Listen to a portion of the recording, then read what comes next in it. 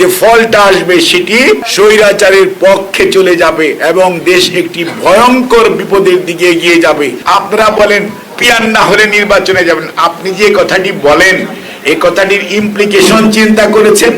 আজকে যদি নির্বাচন প্রলম্বিত হয়, নির্বাচন যদি বিলম্বিত হয়, নির্বাচন যদি যথাসময়ে না হয়, তাহলে লাভ কাদের? লাভ হচ্ছে সরে যাওয়া যে সমস্ত এই সুবিধাভোগীরা আজকে প্রশাসনে বলেন, বিচারালয়ে বলেন, সর্বত্র বলেন জড়িয়ে আছে, দেশে ব্যবসা কেন্দ্রে বলেন, সর্বত্রই তাদের এবং তারা দেশে এবং বাইরে বসে তাদের নেত্রী যে ষড়যন্ত্র করছে, নির্বাচন হতে দিব না, নির্বাচন এটা করতে দিব না, অর্থাৎ এক ধরনের বিশৃঙ্খলা হলে লাভ কাদের? লাভ হচ্ছে পলায়নকৃত স্বৈরাচারের। কাজে আপনারা যারা আজকে বুঝে না বুঝে বিভিন্ন দাবি তুলে আজকে নির্বাচনকে পিছিয়ে দিতে চান, তারা কি প্রকারান্তরে স্বৈরাচারের পক্ষে কাজ করছেন কিনা সেইটি কি বিবেচনা করেছেন?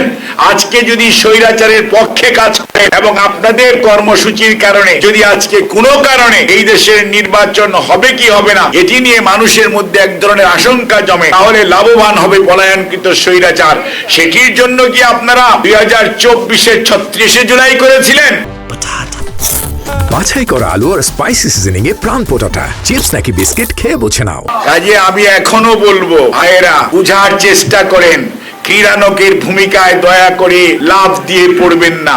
আর যারা কথা বলেন, যাদের কোনো অতীত ট্রেক রেকর্ড নাই, যাদেরকে জনগণ কোন অবস্থাতেই কোনো কিছু দায়িত্ব দেয় নাই, সেই সমস্ত মানুষগুলো যখন কথা বলেন তাদের বোঝা উচিত আপনাদের অতীত অভিজ্ঞতার কত অপরিপক্কতা আছে, যেই জন্য আপনারা যেটি বলেন সেইটির পরবর্তী যে ফলটা আসবে সেটি স্বৈরাচারের পক্ষে চলে যাবে এবং দেশ একটি ভয়ঙ্কর বিপদের দিকে এগিয়ে যাবে।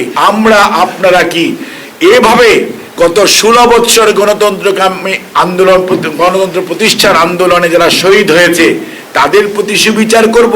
যারা পঙ্গু হয়েছে, যারা আহত হয়েছে তাদের প্রতি কি আমরা সুবিচার করব? যদি স্বৈরাচারের এই পুনরায় প্রত্যাবর্তনের পথকে আমরা প্রশস্ত করি, তাহলে আমাদের এই বিভাজন আমাদেরকে আগামী প্রজন্মের কাছে যে প্রশ্নবোধক চিহ্নের সম্মুখীন করবে, সেই দায়িত্ব নিতে কি আদৌ আমরা প্রস্তুত?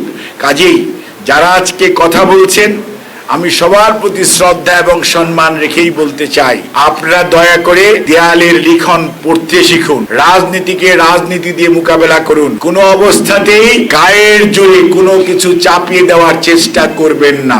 গায়ের জোর থাকা ভালো, গায়ের জোর কোন পারপাসে আপনি ব্যবহার করবেন সেটি কিন্তু আপনার মনে রাখতে হবে। গায়ের জোর যদি আপনি ন্যায়ের জন্য করেন, আপনাকে মানুষ সাধুবাদ জানাবে। গায়ের জোর যদি আপনি অন্যায়ের জন্য প্রতিষ্ঠা করার জন্য ব্যয় করেন, মানুষ কিন্তু আপনাকে সাধুবাদ জানাবে না। তখন মানুষ আপনাকে বলবে আপনি উগ্র পন্থা অবলম্বন করছেন।